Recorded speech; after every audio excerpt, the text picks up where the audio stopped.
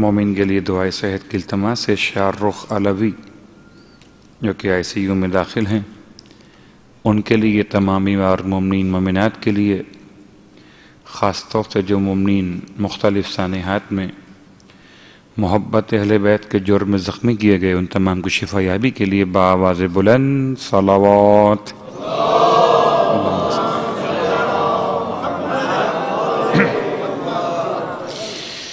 اعوذ باللہ من الشیطان اللعین الرجیم، بسم اللہ الرحمن الرحیم، الحمد للہ رب العالمین، الصلاة والسلام علی اشرف الانبیاء والمرسلین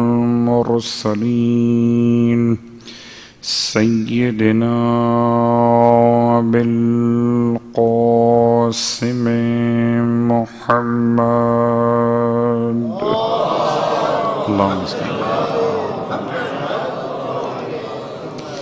وعلى أهل بيته الطيبين الطاهرين واللعنة الدائمة على أعدائهم أجمعين، أما بعد، فقد قال الله تبارك وتعالى في كلامه الحميد وفرقانه المجيد، قوله الحق وهو أصدق القائلين، بسم الله الرحمن الرحيم،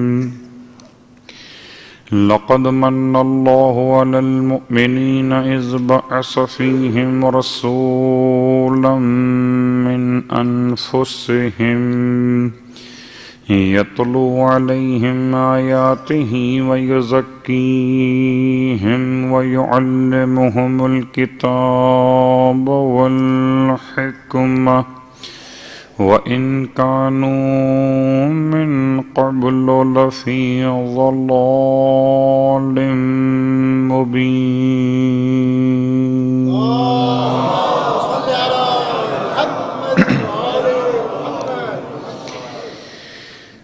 تمام تعریفیں اس خدائے بزرگ و برتر کے لیے جس نے نعمت حیات، نعمت صحت و عافیت سے سرفرازی عنایت فرمائی، اور تمام ہدیہ درود و سلام منزوات مقدسات کے لیے جن کی تعلیمات نے نعمت حیات کا شکریہ، نعمت ہدایت کی توفیق پر خدا کی بارگاہ میں شکر کا انداز سمجھایا۔ الحمدللہ الذی جعلنا من المتمسکین بالقرآن العظیم وجعلنا من المتمسکین بولایت علی بن ابی طالب علیہ السلام۔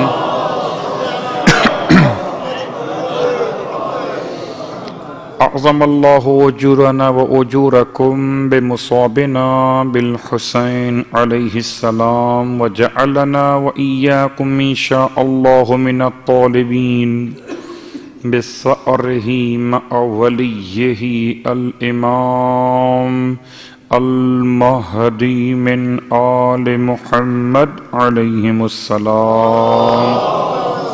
اللہم صلی علی محمد و علی۔ اما بعد، صاحبان فرش عزائے حسین، محبت اور عقیدت کے ساتھ آنے والے واجب الاحترام صاحبان علم و ادب، آپ کی خدمت معظم میں محرم کی 11 تاریخ سے مقام الرسالت کے عنوان پر اپنی گفتگو کا آغاز کیا، اور گفتگو مکمل ہوتے ہوتے مقام الرسالت از نگاہ دین اجداد رسالت کہ جن کی آغوش میں اللہ کے رسول نے پرورش پائی، وہ آغوش کتنی حسین ہوگی جو حسین کے نانا کو بنا گئی، وہ کتنے بلند تھی نگاہیں جو علی کے استاد کی بلندی سمجھا گئیں۔ واقعاً انسان اگر اپنی فہم و فکر کے لحاظ سے سمجھنا چاہے تو ایک جملہ بھی کافی ہے. کل کی بات آخری جملہ کہ ہم یہ نہیں کہتے کہ رسول خدا کو پالنے کی وجہ سے یہ مومن ہو گئے، بلکہ یہ مومن تھے اس لیے خدا نے اپنے رسول کو ان سے پلوایا ہے. یہ جملے میں فرق کیا ہو گیا؟ فرق یہ ہو گیا کہ کوئی وہ جو دیکھ کر ایمان لائے، محبت کے بعد ایمان لائے، معجزوں کے بعد ایمان لائے، اور کچھ وہ جو فتح مکہ کے بعد ایمان لائے، اور کچھ وہ ہیں کہ جن کی گود کو ایماندار دیکھ کر محمد تشریف لائے. کچھ وہ ہے. اس کو میں اور آسان کر لیتا ہوں کہ جب کبھی، چلیے مثال اپنے روم کی مثال دے رہا ہوں. روم میں رکھے ہوئے ہیں منرلز کی پانی کی بوٹلز، پورا کٹن رکھا ہوا ہے پانی پینے کے لیے. رمضان تو ہے نہیں کہ پانی کم پیا جائے گا، خوب پانی پیجیے، اور جب جب پانی پیجیے سرکار سید الشہداء کی غربت کو یاد کیجیے حمد پروردگار کے بعد. ٹھیک، پہلے خدا کی حمد، اس کے بعد سرکار سید الشہداء کی خدمت میں سلام. اتفاق سے میں جب اپنے موضوع پر تیاری کر رہا تھا تو نگاہ پڑی تو لکھا تھا پانی پر، یعنی اس کٹن پر لکھا ہوا تھا یحفظ فی مکان نظیف جاف بارد. لکھا ہوا تھا کرٹن پر، وہ آپ بھی پڑھ چکے ہیں، وہ پڑھتے رہتے ہیں. میں بہت آسان لفظوں میں ایک مشکل پہلو کو حل کرنا چاہ رہا ہوں. یحفظ کمپنی نے جب منرل بنایا پانی، تو پانی کو منرل بنانے کے بعد اس کی صلاحیت کو محفوظ کرنے کے لیے کچھ ٹرمز اینڈ کنڈیشن کہہ لیجئے یا طریقہ استعمال کہہ لیجئے، لکھ دیا کہ اس کو محفوظ رکھنا وہاں پر جو ہو جگہ نظیف، اس کو رکھنا اس جگہ پہ جو جگہ ہو خشک، اس کے اعتبار سے رکھنا اسے وہاں پر جو جگہ ہو بارد. تو اگر جسم انسان کے لیے بننے والے منرل واٹر کی اتنی اہمیت ہے تو روح انسان کے لیے بننے والے منرل نور کی اہمیت کیا ہوگی؟ تو خدا نے اسے بنانے کے بعد صلوات پڑھے محمد و آل محمد کہاں رکھا ہوگا؟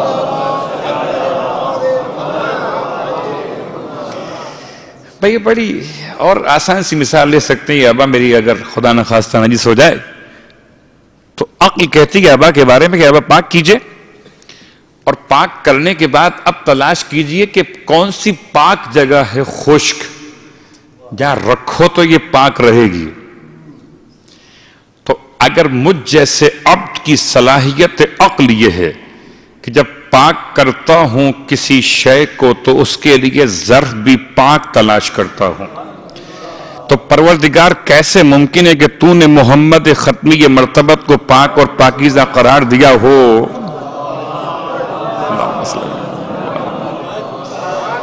اور پھر تو نے برتن پاک نہ کیے ہو، کیسے ممکن ہے؟ تو اسی حوالے سے آج بات آگے بڑھے گی، مگر پہلے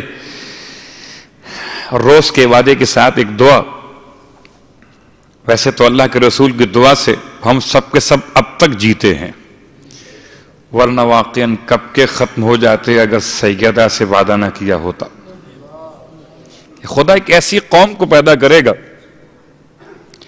میں سوچ رہا تھا آج تو موسم بہت کچھ ٹھنڈا ہو گیا ہے، پتہ نہیں عزادار خدمت عزا میں پہنچ پائیں گے یا نہیں پہنچ پائیں گے، لیکن ایسا لگتا ہے کہ جیسے موسم رکاوٹ نہیں ہے، ایسا لگتا ہے جیسے مسائل رکاوٹ نہیں ہیں.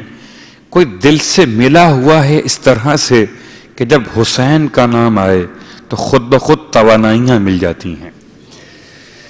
تو امام کے محبت میں آنے والے سرکار ختمی یہ مرتبہ احمد مجتبی محمد مصطفیٰ صلی اللہ علیہ وآلہ وسلم کی دعا فی عوارف المعارف ان الارباس ابن ساریہ، راوی کا نام ہے. کتاب کا نام العوارف المعارف، راوی کا نام ہے الارباس ابن ساریہ، کہتے ہیں کہ اللہ کے رسول اپنی مسلسل دعاؤں میں خدا سے ایک اور شے طلب کیا کرتے تھے. بہت غور کیجئے گا کہ یہ واقعاً عجیب سی شے ہے کہ جو شاید عام دعاؤں سے ہٹ کر ہے. اللہم اجعل حبک احب الی من نفسی والسمعی وبصری واہلی ومالی ومن الماء البارد. اللہ کے رسول کی دعا کا ترجمہ کیا ہے؟ پروردگار تو قرار دے اپنی محبت کو، حبک اپنی محبت کو، احب الیہ کہ تیری محبت میرے نزدیک سب سے زیادہ پسندیدہ ہو جائے، اتنی پسندیدہ ہو، من نفسی کہ جو میں پسند کرتا ہوں اس پر تیری محبت کی پسند غالب آ جائے. اس کے لیے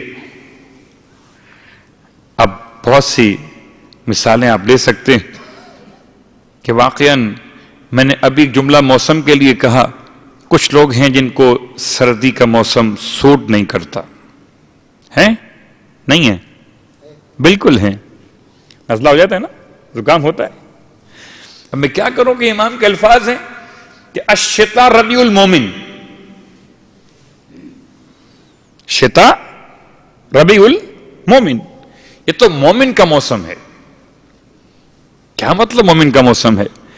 کہ اس کی راتیں طویل ہیں، دن قصیر ہیں. تو راتیں معاونت کرتی ہیں عبادت خدا کے لیے، دن معاونت کرتے ہیں روزے کی آسانی کے لیے. صلوات پڑھ لے محمد و آل محمد.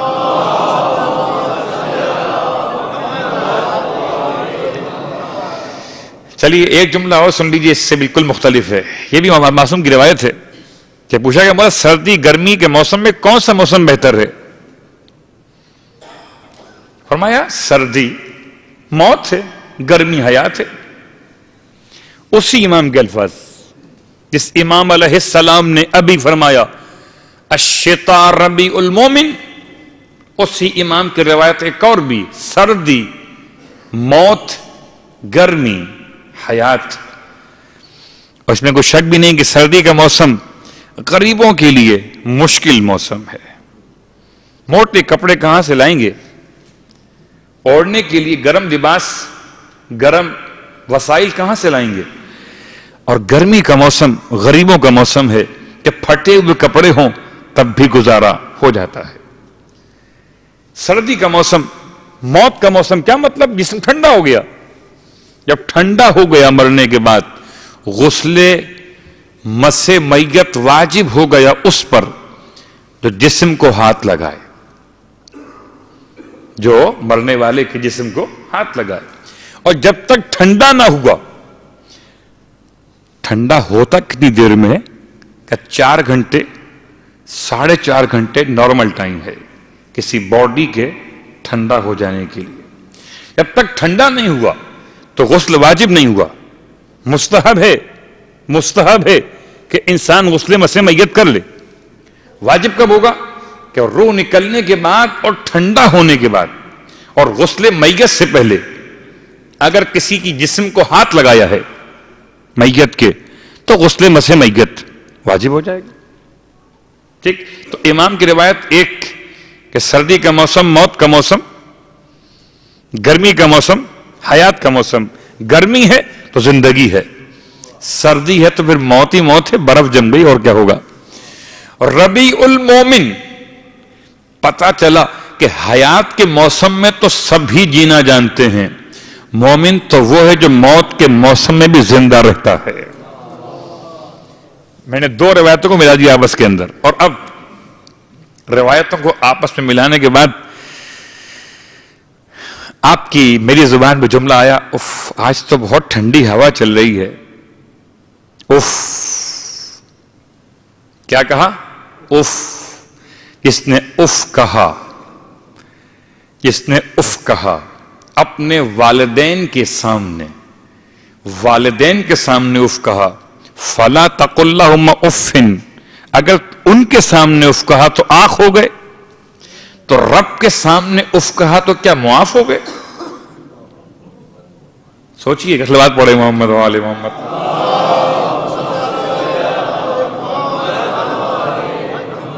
اس پوری تمہید کا مقدمے کا مقصد کیا تھا؟ اللہم اجعل حبک احب الیہ، پروردگار تو قرار دے اپنی محبت کو میرے لیے بہت زیادہ پسندیدہ، اتنی پسندیدہ، من نفسی، کہ میرے اپنے نفس سے زیادہ مجھے تیری بات پسند ہو، تیرا عطا کیا ہوا موسم پسند ہو، تیری عطا کی ہوئی مصیبتیں پسند ہوں، تیری عطا کی ہوئی، کیا جملہ کہوں، نعمت سب کو پسند آتی ہے، لیکن نعمت نہ رہے، فقدان ہو تو وہ کس کو پسند آتا ہے؟ البتہ یہ گھرانہ ایسا ہے کہ نعمت پر بھی شکریہ ادا کرتا ہے اور مصیبت پر بھی خدا کا شکریہ ادا کرتا ہے۔ تو پروردگار اپنی محبت کو میرے لیے ایسے قرار دے کہ احب الی من نفسی، مجھے میرے نفس سے زیادہ عزیز ہو جائے، خدا کو پسند ہے، اور ایسا عزیز ہو جائے کہ سمعی، سماعت جو سنوں اس سے زیادہ مجھے تیری بات پسند ہو، اور بصری جو دیکھوں اس سے زیادہ مجھے تیری محبت پسند ہو، وَأَهْلِي، اپنے اہل سے زیادہ مجھے تیری محبت پسند ہو، وَمَالِي، اپنے مال سے مجھے زیادہ تیری محبت پسند ہو، وَمِنَ الْمَاءِ الْبَارِدِ، حتیٰ کہ ٹھنڈے پانی کے مقابلے میں بھی میں تجھ کو، تیری محبت کو عزیز رکھوں، ٹھنڈے پانی کو چھوڑ دوں۔ یہ ڈگریز کم کی اللہ کے رسول نے دعا کے اندر، کم از کم شاید روایت اللہ کے رسول کی گرمی کے موسم کی ہے، من الماء البارد۔ گرمی کے موسم میں انسان کو سب سے زیادہ قیمتی کیا لگتا ہے؟ ایک گلاس ٹھنڈا پانی۔ اس کی قیمت نہ پوچھئے تو ان سے پوچھئے جو بیچارے حج کرنے جاتے ہیں گرمی کے موسم میں، 56 ٹیمپریچر ہے، حجاز ہے نا، سرزمین حجاز بہت گرم پہاڑی علاقہ، سرزمین حجاز، مکہ المکرمہ، مشاعر المقدسہ، اور یہاں سے وہاں تک چلنے میں انسان کے پسینے اتنے پسینے کہ جتنا پانی پیے کم۔ اس سے پوچھیں ایک گلاس پانی کی قیمت کیا ہوگی؟ بہت غور کیجئے گا، ٹھنڈا پانی۔ شاید اس کو میں اگر ڈیپ میں جاؤں تو ایک جملہ کہوں کہ موت کے وقت شیطان جس سے انسان کو ورغلاتا ہے وہ بھی ایک گلاس ٹھنڈا، صلوات پڑھے محمد و آل محمد پر، ایک گلاس ٹھنڈا پانی، وہ دکھاتا ہے کہ یہ پینا ہے، شدید پیاس ہے کہ بدن ٹوٹ رہا ہے، موت کے پسینے پیشانی پہ آ چکے ہیں، شدید پیاس ہے، اور ایسے میں میری آواز کوئی نہیں سن رہا، نہ بہن، نہ بھائی، نہ اولاد، نہ ماں، نہ باپ، نہ بیوی، کوئی نہیں سن رہا۔ ایسے میں ایک طرف پانی لیے وہ شیطان کھڑا ہے انسان کی موت کے وقت، اور اس سے کہتا پانی پینا ہے، پانی پینا ہے۔ کہاں پانی پینا ہے؟ کہ مجھے خدا مان لے۔ ایک گلاس پانی کی قیمت کیا ہے؟ تو اب دعا کے الفاظ، کوئی تو بات تھی کہ اللہ کے رسول نے فرمایا من الماء البارد، پروردگار اپنی محبت کو میرے نزدیک کتنا عزیز کر دے کہ جان سے لے کر ایک گلاس پانی تک مجھے کوئی قبول نہ ہو، قبول ہو تو بس تیری محبت قبول ہو۔ ویسے تو ہم اپنے الفاظ میں جو چاہے دعا مانگ لیں، ہمارے الفاظ کیا حیثیت رکھتے ہیں، ہمارے علم کے لحاظ سے ہیں، ہماری صلاحیت کے اعتبار سے، مگر جو ختمی یہ مرتبہ احمد مجتبی محمد مصطفیٰ صلی اللہ علیہ وسلم، آپ کی دعا کے الفاظ کس قدر مکمل ہیں، اللہ اکبر۔ تو عزیزو، دعا کے الفاظ مکمل ہوئے، ٹھنڈے پانی کی بات پر آ کر دعا کہ یہ جملہ مکمل ہو گیا۔ اللہ کے رسول کس گود میں پرورش پا رہے تھے، کل ہم اس مقام تک پہنچے تھے، اور آج پھر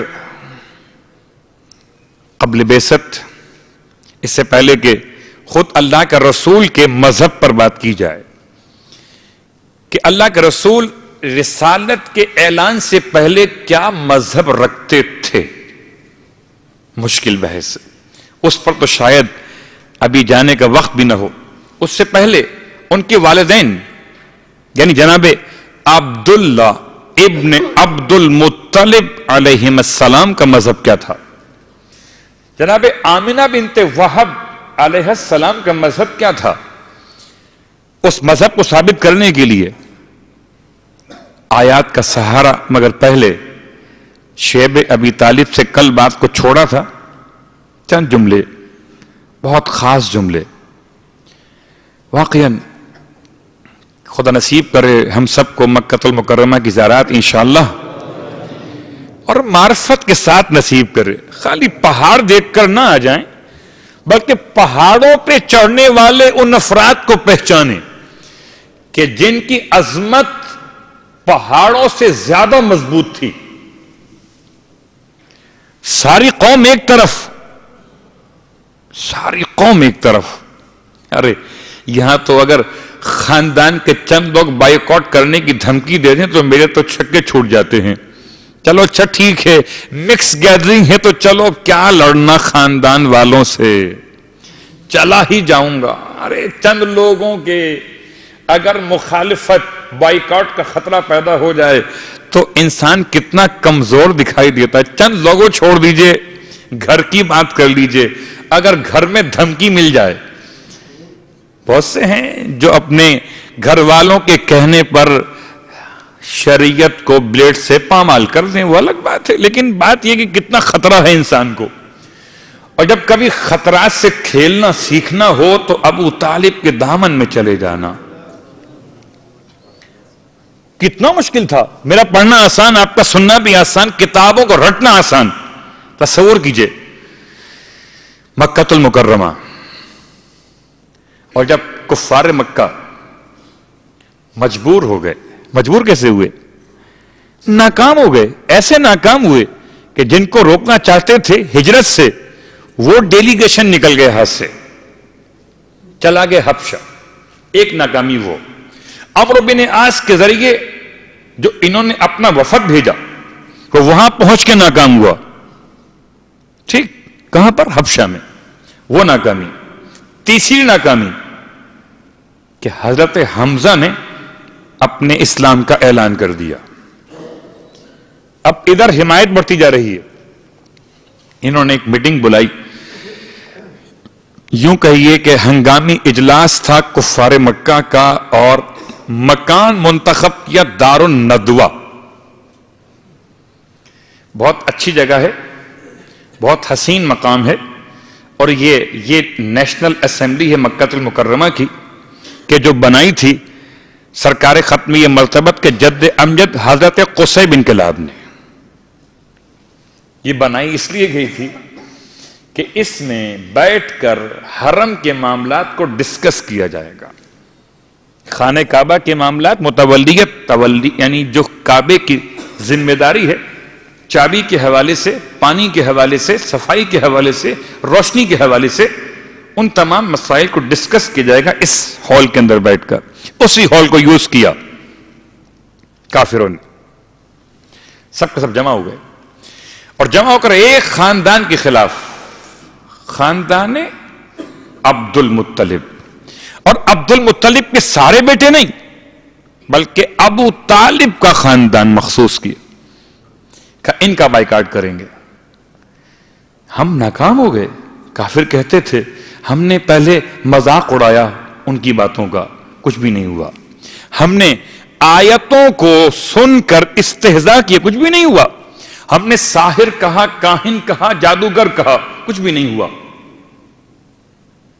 وہ اپنا پیغام سناتے چلے گئے، ہم نے پھر ظلم و ستم بڑھا دیے، لیکن ہم ظلم کرتے گئے، وہاں مظلوم بڑھتے گئے۔ آخر اس کا مسئلہ کیا ہے کہ ایک ہی رکاوٹ ہے، ابو طالب کی ایسی مضبوط پناہ ہے کہ ہم ہاتھ نہیں ڈال پا رہے. تو اب ایک ہی فیصلہ کرتے ہیں کہ ٹھیک ہے، جب ہم لڑ نہیں سکتے ان سے ابو طالب کے ہوتے ہوئے، تو اب کر دو سوشل بائیکاٹ. یہ کفار مکہ کا یہ ناکامی کا اعلان تھا کہ ہم ابو طالب کے ہوتے ہوئے لڑ نہیں سکتے.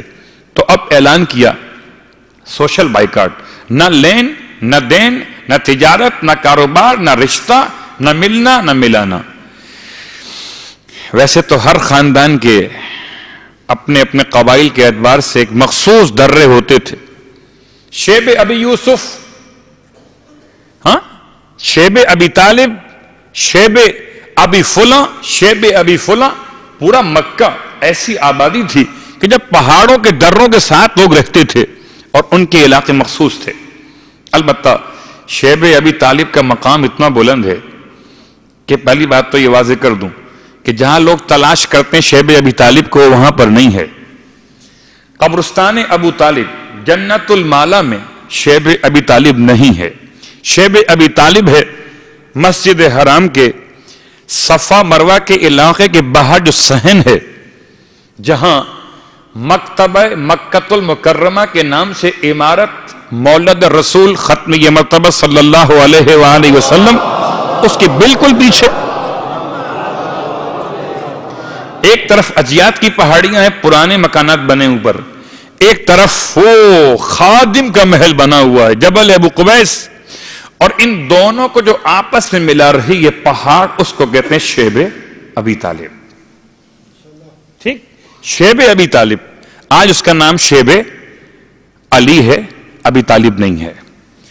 شیب ابی طالب میں یہ پورا خاندان چلا گیا. ایک ہی ڈیمانڈ ہے کافروں کی کہ ہم آپ کا بائیکاٹ ختم کر دیں گے، مگر ایک شرط کیا؟ یسلموا رسول اللہ للقتل، رسول خدا کو ہمارے حوالے کر دو قتل کرنے کے لیے، ہم سارا بائیکاٹ ختم کر دیں گے. اللہ اکبر. 3 سال تک حضرت ابو طالب علیہ الصلوۃ والسلام اپنے اس خاندان کو لیے ہوئے اس درے میں جا کر محصور ہو گئے. چھوٹے چھوٹے بچے بھوک سے تڑپ کر روتے تھے. علامہ شبلی نعمانی لکھتے ہیں، اردو کتاب کا حوالہ سیرت النبی، لکھتے ہیں کہ وہ طلحہ نامی درخت جو سب سے تلخ ہوتا ہے، اس کے پتے کھانے پر مجبور ہو گئے.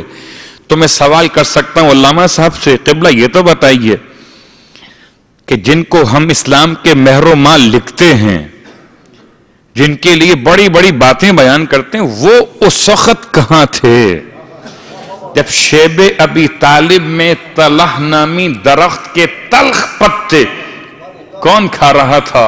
حیرت کی بات ہے 3 سال تک نبوت نے پناہ لی، اور صرف نبوت نے نہیں بلکہ پورے اسلام نے پناہ لی شیب ابی طالب میں. جو اسلام پناہ لیتا ہے تو ابو طالب کے شیب میں پناہ ملتی ہے. تو حیرت کی بات ہے جو اسلام کو پناہ دے اس کا ہی اسلام سمجھ میں نہ آئے. جو 3 دن غار میں ساتھ رہے اس کے اسلام پر یقین رکھتے، جو 3 سال محمد کو اپنے ساتھ رکھے اور صرف پیغمبر کو ہی نہیں صلوات. بڑا فرق ہے 3 دن میں اور 3 سال کہاں 3 دن. ہم کسی پہ اعتراض نہیں کرتے، ٹھیک ہے، ہم سب کے لیے قبول کر رہے ہیں آپ کی بات کو، لیکن اتنی سی بات بتا دیجئے کہ اسلام کے مہر و ماں کہاں تھے؟ وہ 3 دن کے لیے تو آپ لکھتے ہیں کہ روٹی پہنچانے کے لیے خاندان کی بچیاں جا رہی تھیں. 3 دن کی روٹی پہنچانا سمجھ میں آ سکتا ہے، مگر 3 سال تک یہ بھوک سے بلکتے رہے. قصور کیا تھا؟ جناب ابو طالب نے کیوں برداشت کیا؟ سردار مکہ، پگڑی کے ساتھ سردار مکہ، صرف ایک ہی ڈیمانڈ تھی، بس پیغمبر کو ہمارے حوالے کر دو. ایک ہی ڈیمانڈ تھی، حتی یسلموا رسول اللہ للقتل، یہاں تک کہ رسول کو حوالے کر دیں قتل کرنے کے لیے. بس اب چاہے کوئی ابو طالب کا اسلام قبول کرے کہ نہ کرے، مگر وہ اسلام ہی نہیں جسے ابو طالب قبول نہ کرے. ٹھیک، بڑے صلوات پڑھ رہے محمد و آل محمد پر.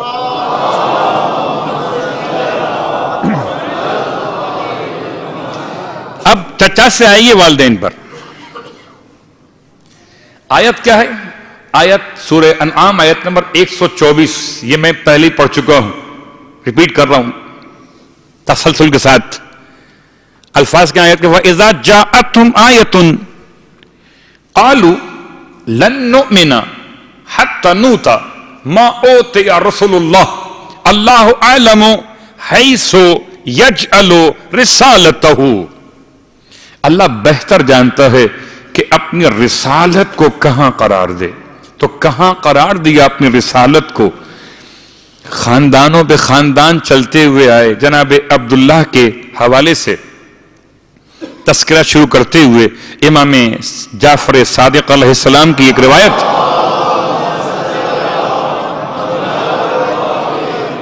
بہت مشہور روایت ہے. عبداللہ دیسانی یا ویسانی، کچھ لوگ واو سے پڑھتے کچھ دال سے پڑھتے. یہ ایک منکر ہے، لا مذہب ہے، کیبنس ٹائپ کا آدمی ہے جو کچھ بھی نہیں مانتا، مذہب کچھ بھی نہیں ہوتا، کوئی دنیا بنانے والا کوئی بھی نہیں ہے. نام کیا ہے؟ عبداللہ دیسانی. اور خدمت امام میں پہنچا بحث کرنے کے لیے. کہتا ہے کہ مجھے سمجھائیں کہ اللہ کا وجود کیوں کر ممکن ہے، وجود خدا. امام مسکرا کے فرماتے ہیں نام تو بتاؤ، تمہارا نام کیا ہے؟ اس نے کہا نام ہے عبداللہ. فرمایا جو اللہ ہی نہ ہو اس کا عبد کہاں سے آ گیا؟ تو نہ پورا واقعہ مراد ہے، اس کے بعد کے نہ الفاظ مراد ہیں. پھر لوٹ کے گئے، ساتھیوں نے پوچھا، مناظرہ کیا تھا، کیا ہوا؟ تو اتنا شرمندہ کہ کوئی جواب نہ تھا، نہ وہ مراد ہے. اس کے بعد پھر سوال تیار کر کے پہنچا اور امام نے انڈے کی مثال سے اس کو رب سمجھایا. وہ مراد بھی نہیں، مراد کیا؟ لفظ عبداللہ. لفظ عبداللہ، عبد حبل نہیں، عبد لات نہیں، عبد منات نہیں، عبد عزا نہیں. اگر تاریخ مکہ المکرمہ میں کوئی ملتا ہے محمد کا پدر ہونے کے لیے، صرف عبداللہ ملتا ہے. اتنا عظیم نام ہے، اتنا عظیم نام ہے. اللہ اکبر. نام ہی کافی ہے مذہب کو سمجھانے کے لیے. آپ کو یاد ہے نام رکھے جاتے ہیں مذہب کو سمجھانے کے لیے. تو جو اللہ کو سمجھتا تھا عبد المطلب، اس نے رکھا تھا نام عبداللہ. اور اس نام کو اتنا پروموٹ کیا مولا نے، اتنا پروموٹ کیا اس نام کو کہ اگر تلاش کیجئے تو آپ کو ملے گا یہ نام کہاں پر؟ مولائے متقیان علی ابن ابی طالب علیہ السلام کے بیٹوں میں بھی.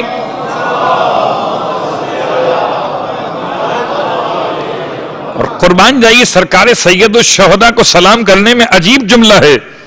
سب سے آسان نام جو بچے کو یاد ہے، پوری زیارت یاد ہو کہ نہ ہو، مگر سب سے آسان جو اسے یاد ہے، السلام علیکہ یا ابا عبداللہ، اے عبداللہ کے بابا آپ پر ہمارا سلام ہو. تو عبداللہ نام نے اتنا سفر طے کیا ہے کہ خاندان اہل بیت نے اس نام کو مسلسل، حتیٰ کہ امام جعفر صادق علیہ السلام کی کنیت بھی ابو عبداللہ.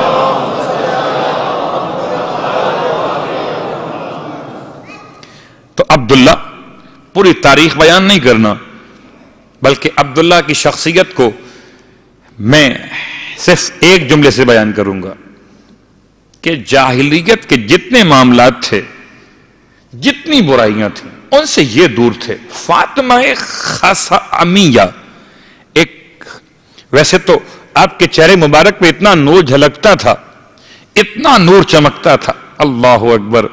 میں تو اپنے اماموں کے لیے کہتا ہوں، اشہد انک کنت نورا فی الاسلاب الشامخہ والارحام المطہرہ لم تنجسک الجاہلیت بانجاسہا.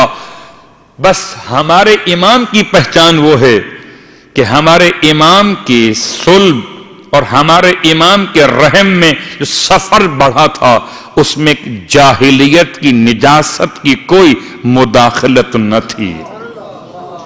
جب ہمارا حسین ایسا ہے تو ہمارا محمد کیسا ہوگا؟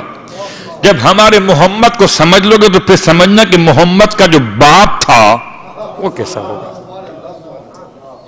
تو ہم تو اپنے مکتب سے اگر آپ کو دعوت فکر دیں، اس لیے بلاتے ہیں، مجلسیں اس لیے بآواز بلند پڑھتے ہیں، اس لیے مائک بہت زیادہ آواز میں کھول دیتے ہیں کہ سن لے شاید کوئی ایسا جو بن جائے حر آج کے دور میں بھی۔ شاید آواز پہنچ جائے، صلوات پڑھ لے محمد و آل محمد پر۔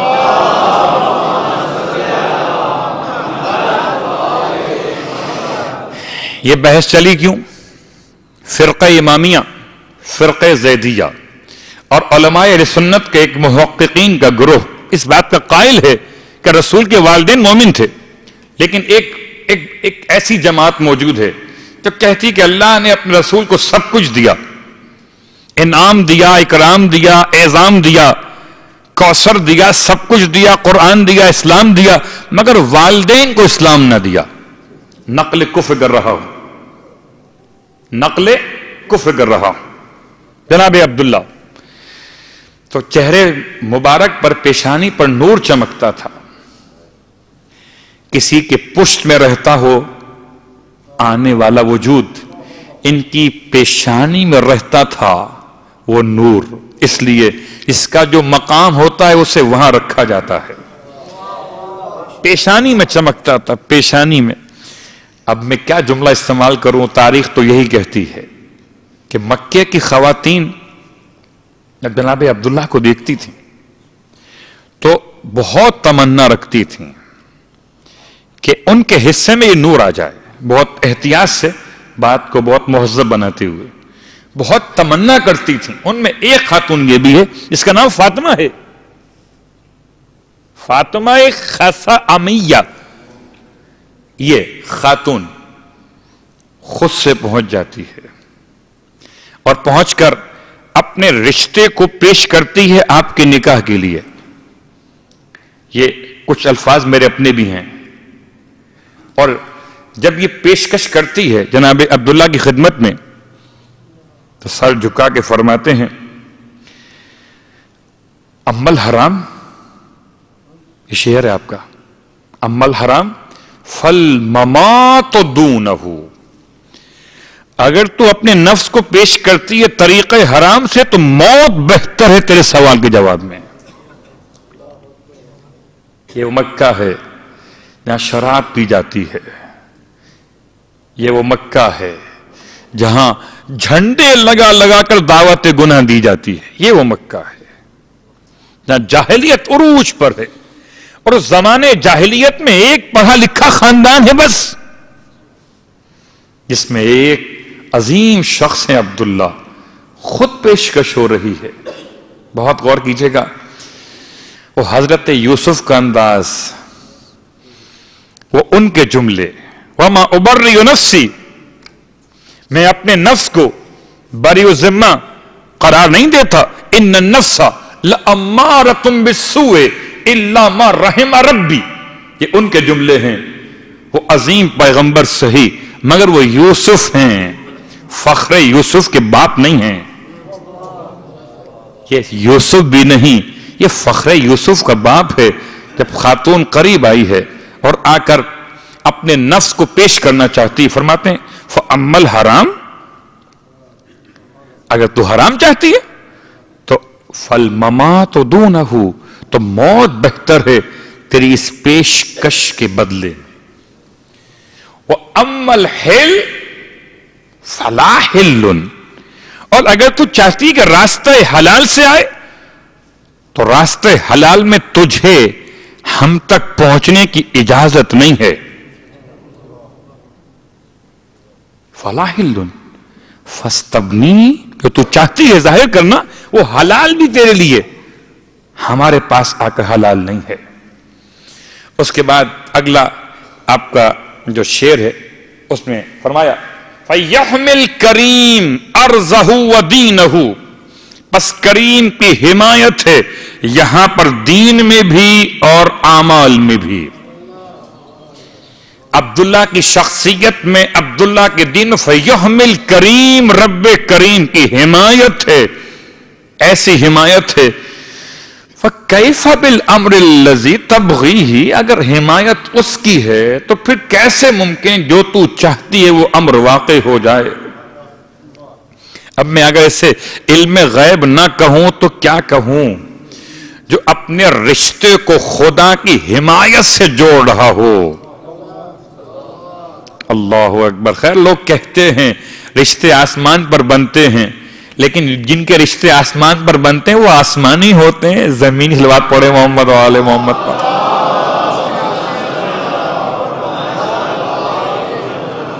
اپنی کوتاہیوں کو خدا پہ ڈالنا اچھی بات نہیں ہے. آپ کے میرے رشتے یہیں پر بنتے ہیں، ہم یہیں پر بنے ہیں، ہم خاک سے بنے ہیں تو خاکی رشتے جو ہیں وہ خاک پر ہی بنتے ہیں. نور کے رشتے نور سے بنتے ہیں. تو خدا نے منتخب کیا ہے جناب عبداللہ کے لیے جناب آمینہ کو، اور یہ نور آپ کی پیشانی پہ نمایاں. آپ کے اشعار سے یہ جملے واضح ہوئے. اور چلیں جناب آمنہ بنت وہب کی طرف. جناب عبداللہ کا تو انتقال ہو گیا. کب انتقال ہوا؟ اللہ کے رسول شکم مادر میں تھے، نور منتقل ہو چکا. انتقال کیوں ہو گیا؟ یہ بھی ایک روایت ہے. انتقال ہوا کیوں؟ اس لیے ہوا کہ ایک روایت میں اللہ کے رسول سے خدا نے فرمایا کہ حبیب، ہم نے تمہیں اس لیے باپ کے سائے سے محروم کر دیا امل یتیم تمہیں کر دیا کہ تم بار نبوت کے ساتھ ساتھ اطاعت والد کے بوجھ کو برداشت نہیں کر سکتے تھے. کچھ تو سمجھیں اطاعت والد. ختمی مرتبہ صلی اللہ علیہ وآلہ وسلم کے بارے میں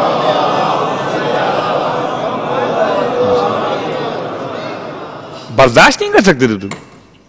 تو باپ کا انتقال ہو گیا. انتقال ہوا جب کہ آپ شکم مادر میں تھے یا آغوش مادر میں مگر شیر خوار تھے. دو روایتیں آپ کو ملیں گی. کب انتقال ہوا؟ 28 سال. انتقال کہاں پر ہوا؟ مدینہ منورہ میں. انتقال کیسے ہوا؟ بخار آیا تھا، بیمار پڑے 3 دن، انتقال ہو گیا. مدینہ میں کیوں انتقال ہوا؟ کہ شام سے آ رہے تھے، مکے آنا تھا، بیچ میں مدینہ ہے، اور مدینہ میں آپ کے سسرال کے خاندان کے لوگ آباد ہیں. بنو عدی ابن نجار قبیلہ ہے مدینہ میں، جناب آمنہ کے میکی والے کہے جاتے ہیں، جہاں تک لکھا تاریخ نے، واللہ عالم بالصواب. تو وہاں پر آپ کا قیام مدینہ منورہ میں، اور مدینہ میں آپ کا قیام انتقال ہو گیا. جناب آمنہ بیوہ ہو گئیں اور جناب عبداللہ کو وہیں پہ دفن کر دیا گیا. خدا نصیب کریں انشاءاللہ. پھر میں دعا کرتا ہوں کہ جائیں مدینہ منورہ اور جا کر اس مقام کو پہلے دیکھیں کہ جو باب رحمت کی سید میں اور گیٹ نمبر 5 کے مقابل. صلوات پڑھ لیں محمد و آل محمد.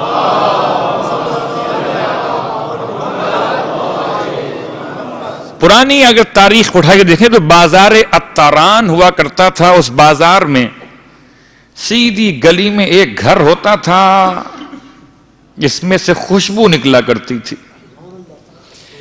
جب اس میں لوگ جھانکتے تھے اس زمانے کے حاجی تو اندر ایک قبر دیکھتی تھی جو باہر سے بند تھی. جب وہ علاقہ صحن میں شامل کیا گیا، تمام مکانات، بازار، دکانیں سب گرائے گئے تو قبر کھل گئی، قبر ٹوٹ گئی. اور جب ٹوٹی تو قبر کے اندر سے ایک بالکل تر و تازہ میت، ایسی کہ جسم کے بال تو کیا، اس کا تار کفن بھی میلا نہ ہوا تھا، اسے عبداللہ کہتے تھے. سعودی گورنمنٹ کے ہی حالات و واقعات کی بات کر رہا ہوں، اور شاید بلکہ بعض پرانے اخبارات میں اس کی فوٹوگراف موجود ہوگی. وہ میت پھر وہاں سے نکال کر منتقل کی ہے جنت البقیع کے اندر. البتہ یہ الگ بات ہے کہ اب بقیع میں کوئی نشان معین نہیں کیا گیا. تو کبھی اگر سلام جو تعلیم فرمائے معصوم نے کہ جناب عبداللہ کو کیا کہہ کر سلام کرو گے، اس سلام میں ایک جملہ ہے، کہتے ہیں کہ اللہ کے رسول اپنے باپ کی قبر پر آتے تھے اور کئی بار آئے، رسالت کے اعلان سے پہلے بھی آئے اور رسالت کے بعد بھی آپ آئے، حتیٰ کہ آپ نے ہجرت کی تو مدینے میں کی۔ تو ایک مرتبہ آپ اپنے بابا کی قبر پر آئے اپنے اصحاب کو لیے ہوئے، اور اس کے بعد اپنے بابا کو ان کی قبر سے اٹھایا، اور پھر سب کے سامنے حضرت عبداللہ نے اس بات کی گواہی دی جسے زیارت میں امام صادق علیہ السلام نے بیان فرمایا ہے۔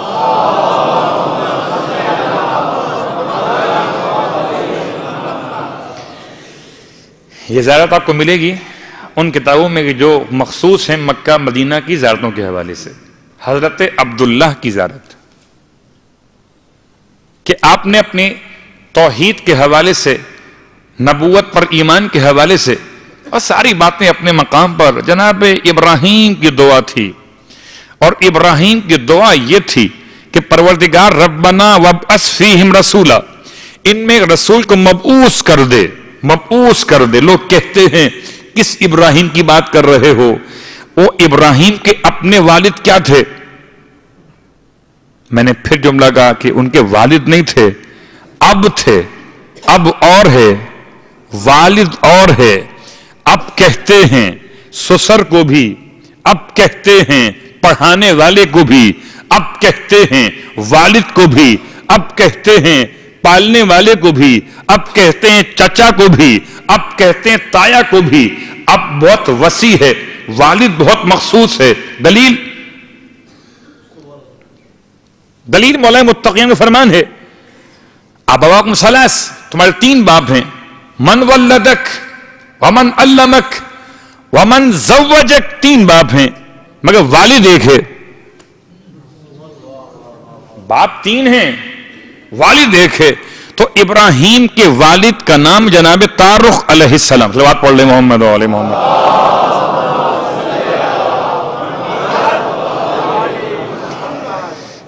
تفصیل شاید کسی اور موقع کے لیے، بس کبھی کبھار لوگ سوال کر لیتے ہیں تو اگر جواب نہ دیا جائے تو سمجھتے ہیں شاید یہ مولوی صاحب سلپ کر گئے یہاں سے۔ ہاں، آج سے کوئی 5 دن پہلے کسی نے سوال کیا تھا مجھ سے، سوال تھا، میں اس لیے سوال کرنے والے کی بات نہیں کر رہا، سوال تھا آل محمد اور آل فرعون،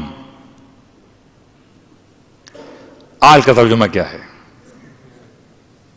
میں نے بہت تلاش کیا ان کے کہنے کے بعد، سوال ہے تو پورے قرآن میں 25 مرتبہ لفظ آل استعمال ہوا ہے۔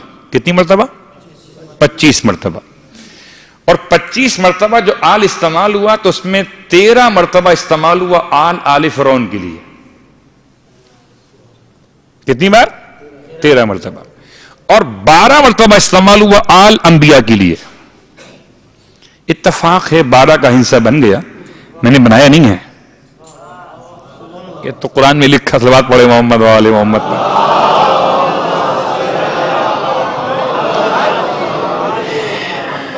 ابراہیم علیہ السلام، عمران علیہ السلام، ٹھیک، موسیٰ علیہ السلام، ہارون علیہ السلام، یعقوب علیہ السلام، لوط علیہ السلام اور داؤد علیہ السلام، 7 انبیاء ہیں، 7 انبیاء کے لیے 12 مرتبہ لفظ آل، سب سے زیادہ استعمال ہوا آل ابراہیم۔ تو اگر میں لفظ کی تحقیق میں جاؤں تو اتنا کہوں گا کہ آل بنا ہے اہل سے۔ کس سے بنا ہے؟ اہل سے۔ اس ہا کو، تو چشمی ہا کو حمزہ میں تبدیل کیا گیا، یہ گرامر کا مسئلہ ہے کہ اہلن کو پھر آلن پڑھا گیا۔ البتہ اتنا فرق ہے کہ آل کہتے ہیں عموم کو اور اہل کہتے ہیں خصوص کو۔ آل کہتے ہیں عموم کو، اہل کہتے ہیں خصوص کو۔ پروردگار بھی خوب جانتا تھا، کوئی پوچھے گا شارجہ میں مولوی صاحب سے کہ آل محمد کے معنی کیا ہیں، تو اس نے آئے تطہیر میں آل استعمال ہی نہیں کیا. انما یرید اللہ لیذھب عنکم الرجس اہل البیت. اس نے کہا صلوات پڑھے محمد و آل محمد.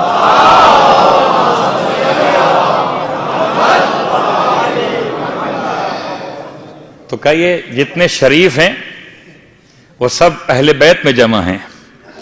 آل میں شریف بھی ہوتے ہیں, جو شریف نہ ہوں وہ بھی آل میں آ سکتے. اور آپ سمجھ سکتے ہیں خوب میں کس طرف جا رہا ہوں. آپ تو خوب پہچانتے ہیں نا کہ آل میں کس کس کو دعوت دی جا رہی ہے. آل میں جس کو چاہو بلا لو, مگر اہل میں صرف وہی ہوگا جو اہل ہوگا.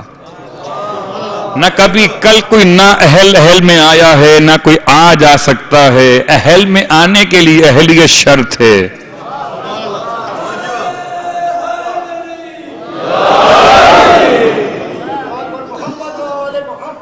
اللہم صلی اللہ. یہ جواب مکمل نہیں ہوا ہے, یہ تو خطابت خالی. جواب کیا ہے اس کا؟ یہ چونکہ ان کا جو سوال تھا وہ تھا کہ کسی شاید ٹی وی چینل پر کسی امام صاحب سے پوچھا گیا تھا کہ جناب یہ بار بار یہ لوگ کہتے ہیں آل محمد آل محمد, قرآن میں تو آل فرعون بھی ہے, تو اس میں کیا کون سی بڑی بات ہے آل میں جو آپ خواہ آل کو لیے گھومتے. تو اب دیکھنے والے کی نگاہ ہے, کسی کو آل محمد کے بجائے آل فرعون دکھائی دے ہم کیا کر سکتے. ہم تو یہ سمجھتے ہیں کہ جو محمد کو دیکھتا ہو وہ آل محمد کو دیکھتا ہے, جو فرعون کو دیکھتا ہو وہ آل فرعون کو دیکھتا ہے. اس میں کون سی بڑی بات ہے؟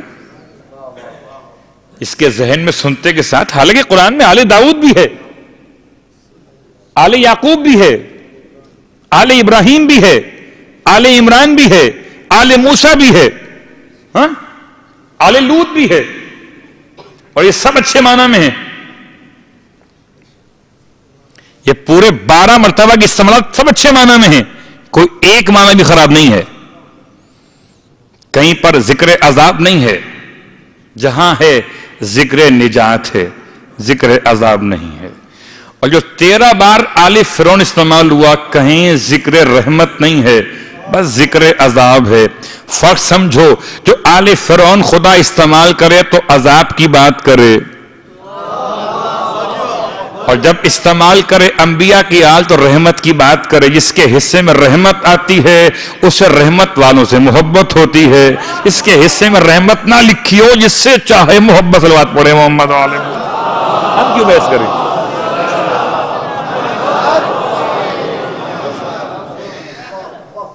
آل کا ترجمہ کیا ہے؟ ترجمہ آل کا یہ ہوا کہ ایک ترجمہ یہ بھی ہے کہ آل کہتے ہیں قوم کو, آل کہتے ہیں قوم کو. ٹھیک ہے, قوم فرعون یعنی آل فرعون, درست ہے, کوئی اشکال ہے؟ کوئی اشکال نہیں.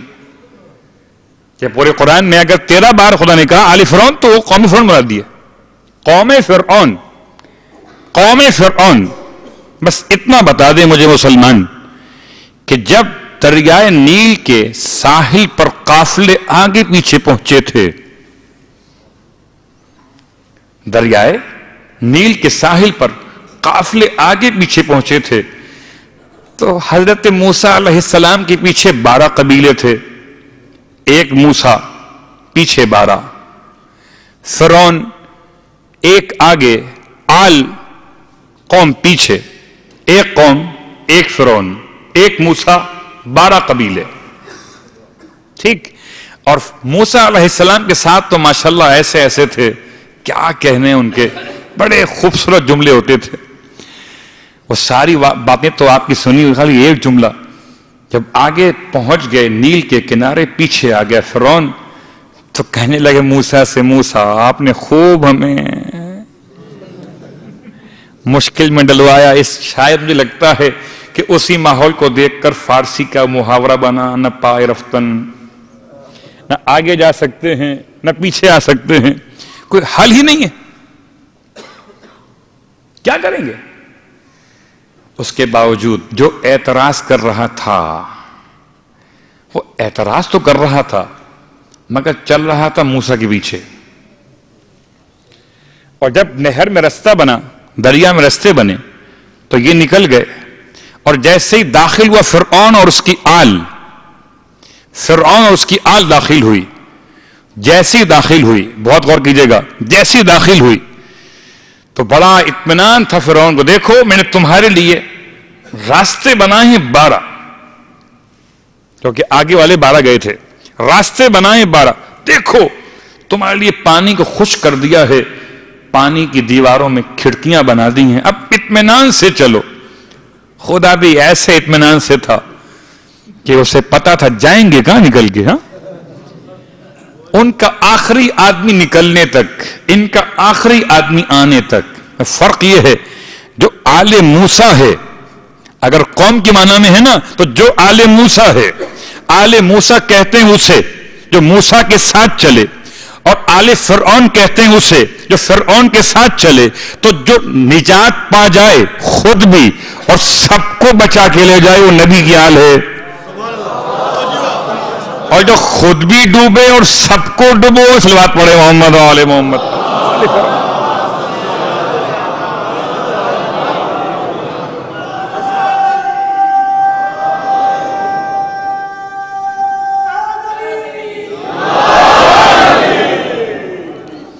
اب گرچہ بہت اچھا لگ رہا جملہ یہ کہ جناب ایک موسیٰ کے پیچھے اگر 12 قبیلے چلے تو 12 کے 12 پانی سے کامیاب ہو گئے، تو اگر 12 کے پیچھے ایک قبیلہ چلے تو اگر ایک موسیٰ میں کمال ہے کہ 12 قبیلوں کو نجات دلا دے، پار لگا دے، تو 12 اماموں میں کتنا کمال ہوگا. البتہ آل کا مطلب قوم. ٹھیک ہے، میں کہتا ہوں آپ کی بات قبول کر لیتا ہوں کہ آل محمد کا مطلب قوم محمد. درست ہے، ٹھیک ہے، مان لیا، کچھ دیر کے لیے صحیح مان لیا. اچھا بتاؤ کیا پڑھو گے؟ اللہم صلی علی محمد و علی آل محمد کا افضل ما صلیت و بارکت و ترحمت و تحننت علی ابراہیم و آل ابراہیم. کیا پڑھو گے ترجمہ؟ پروردگار رحمت بھیج محمد پر، قوم محمد پر، فضیلت میں اس سے زیادہ ہو جو تو بھیج چکا، رحمت، برکت، نعمت، فضل و کرم ابراہیم پر، قوم ابراہیم پر. تو قوم ابراہیم میں آگے ابا ابراہیم کے ابا آئے یا نہیں آئے؟ قوم میں تو آگئے نا. کوئی دلیل دوں آپ کو؟ تو کل تو سن کر گئے سورہ زخرف کی آیت نمبر 26 کہ کہا تھا ابراہیم نے اپنے ابا سے، لے ابی ہی وقوم ہی انی براء مما تعبدون، کہ میں تو بری ذمہ ہوں اس چیز سے جسے تم پوچھتے ہو. حضرت ابراہیم علیہ السلام کے الفاظ. تو ابراہیم علیہ السلام نے ابا کو بھی اور قوم کو بھی لگایا ایک لائن پر. ابا کا مطلب اب، والد نہیں، اب. تو گھر میں رہے تھے، چچا ہیں. خیر ساری تفصیلات چھوڑتے ہوئے بس یہ ایک جملہ کہ اب اگر آل ابراہیم کا بھی ترجمہ سمجھنا چاہیں تو چلیں سورہ مبارک نساء کی آیت نمبر 54 جو پہلے پڑھ چکا، میں اشارہ کر رہا ہوں. کیا ہے وہ؟ ام یحسدون الناس علی ما آتاہم اللہ من فضل.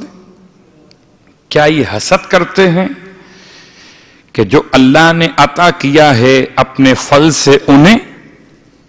اس کے بعد وَلَقَدْ آتَيْنَا آلَ إِبْرَاهِيمَ الْكِتَابَ وَالْحِكْمَةَ وَآتَيْنَاهُمْ مُلْكًا عَظِيمًا. ہر مسلمان کو پورا اختیار ہے کہ آل محمد کا جو چاہے ترجمہ کر لے، لیکن مجھے ایک بات بتا دے کہ جب جب ترجمہ کرنا آل محمد کا تو وہی ترجمہ کرنا جو آل ابراہیم کا کرنا. اور آل ابراہیم کے ترجمہ کرنے سے پہلے پڑھ لینا کہ آل ابراہیم میں نہ ابراہیم کے اب شامل ہیں نہ قوم شامل ہے. اس لیے کہ جس کے لیے آپ فرماتے کہ انی براء میں بری الذمہ ہوں، تو جس سے بری الذمہ ہو جائیں وہ شامل نہیں ہو سکتا. اسی کو برات کہتے ہیں، اور ہمارے زبان میں اسے ہی تبرہ کہتے ہیں. برات تبرہ کی معنی میں. اور اب آل ابراہیم کے لیے قرآن کی آیت پڑھ دی، بات واضح ہو گئی. آل ابراہیم کو کہ جسے کتاب اور حکمت اور ملک عظیم ہم نے عطا کیا ہے. تو جس معنی میں آل ابراہیم ہے اسی معنی میں آل محمد ہے، چاہے قوم کے معنی میں ہو. صلوات پڑھے محمد و آل محمد.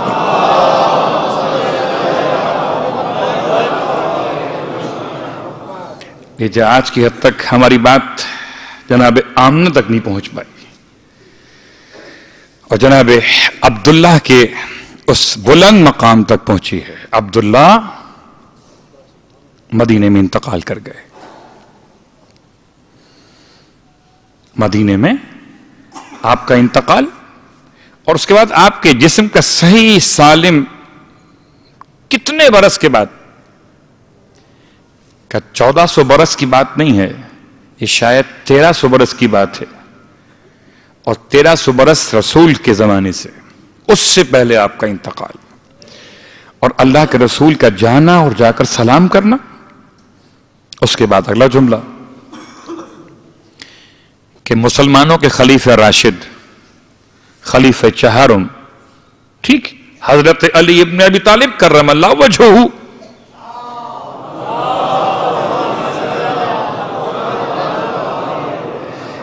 کرم اللہ وجہہ کہنے سے مولا کے فضائل کم نہیں ہوتے. ٹھیک ہے، علیہ السلام کہنا اپنے مقام پر وہ آپ کے مکتب سے کچھ مخصوص سا ہو گیا ہے، گرچہ وہ الگ بات ہے کہ ایسا کیوں ہوا. کرم اللہ وجہہ، ٹھیک، آمنا صدقنا. وہ فرماتے اپنی پوری زندگی میں، قول سے نہیں عمل سے، کہ 4 افراد کو بھیجتے ہیں ہر سال حج پر. 4 افراد کو ہر سال، خلیفہ راشد، خلیفہ چہارم، ہر سال 4 افراد کو بھیجتے ہیں. راشد کہتے ہیں تو راشد مانیے، راشد کہتے کسے ہیں؟ رشد و ہدایت کرنے والا. یہ تو کل ایمان ہے نا. اس نے 4 آدمی معین کیے جو ہر سال 4 آدمیوں کی نیابت میں حج کرتے.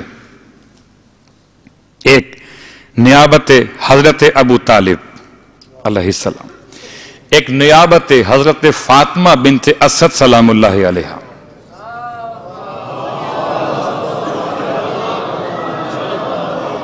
ایک نیابت حضرت عبداللہ علیہ السلام، اور چوتھی نیابت حضرت آمنہ بنت وہب علیہ السلام. 4 آدمی. اور امام کی وصیت میں شامل ہے اپنے بیٹوں سے کہ یہ سلسلہ جاری رکھنا، روکنا مت. تو واقعی سلسلہ اب تک جاری ہے، اس لیے کہ علی کا بیٹا ہی آج امام ہے. آج امام کون؟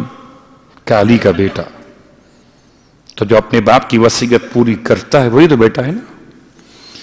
خیر، جو صاحبان سربت بیٹھے ہوئے کہ جو اس قابل ہیں کہ وہ کسی کو حج پر بھیج سکیں، اپنا واجب حج کر چکے ہیں، تو یہ ایک فرمائش ہے کہ کسی مومن کو، کسی چاہنے والے کو مستحب حج کروائیں تو حج نیابت حضرت عبداللہ میں روانہ کیجئے. بالکل جیسے امام علی نقی علیہ السلام کا انداز ہے.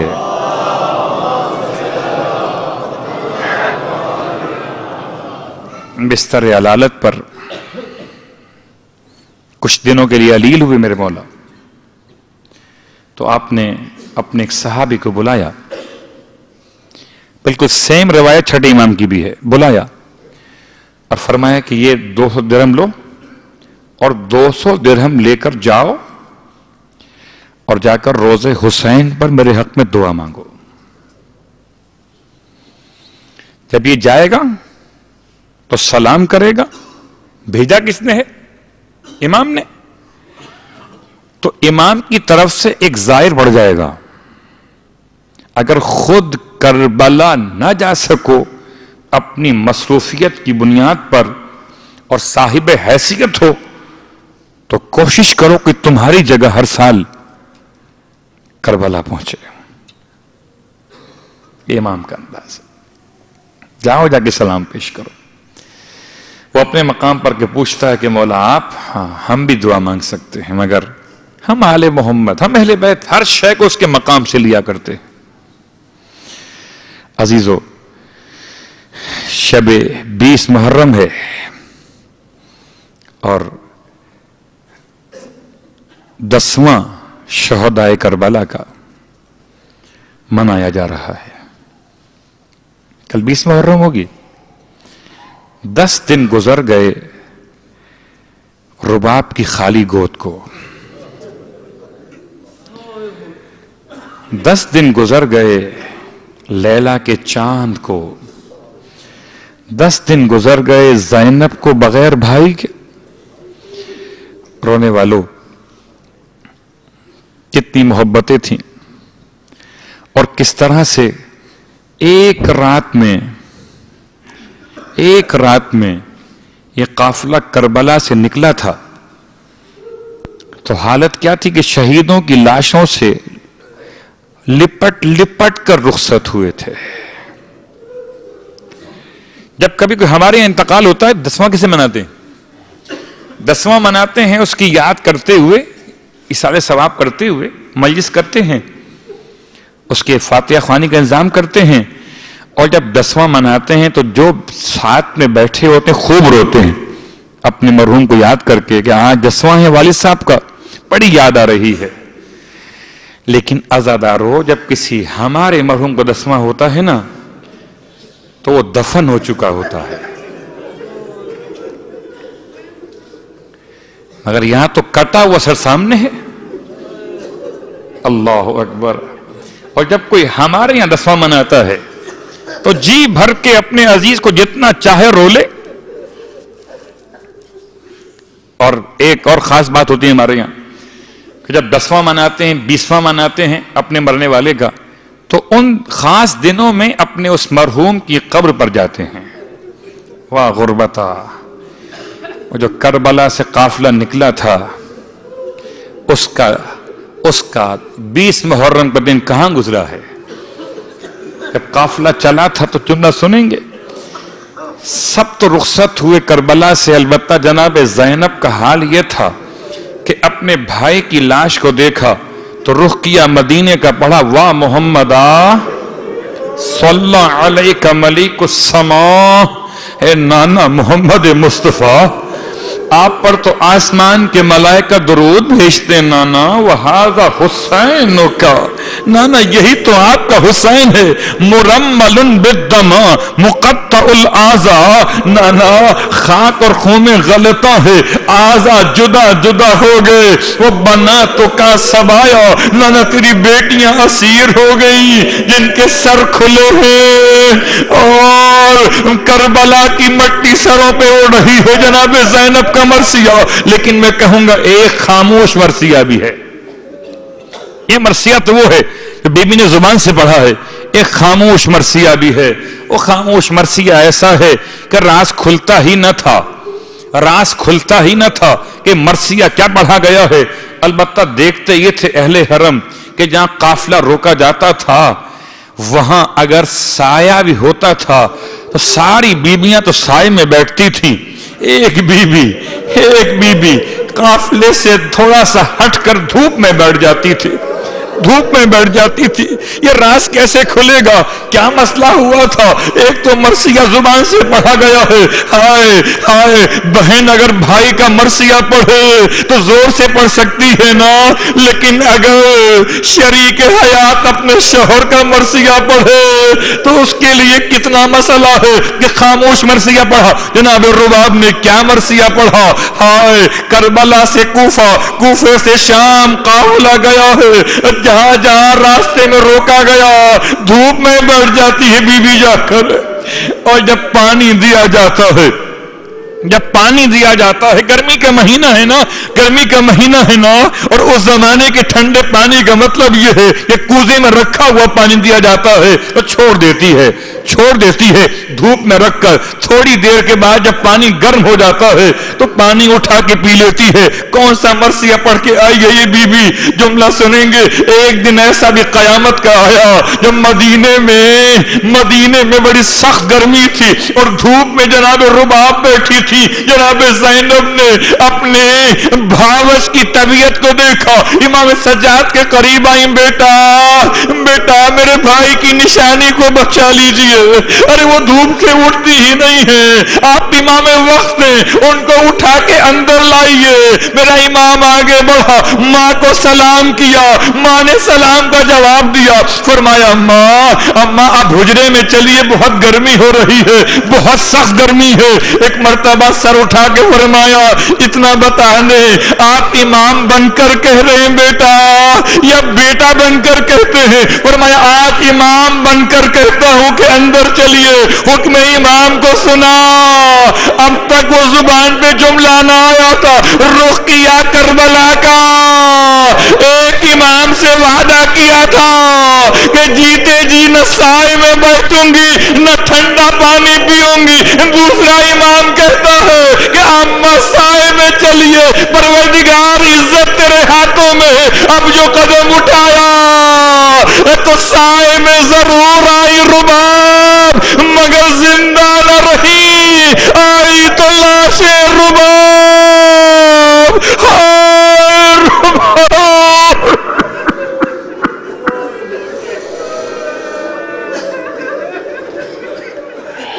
اللہ ولعنۃ اللہ علی اعدائهم اجمعین وسیعلم الذین ظلموا ای منقلب ینقلبون.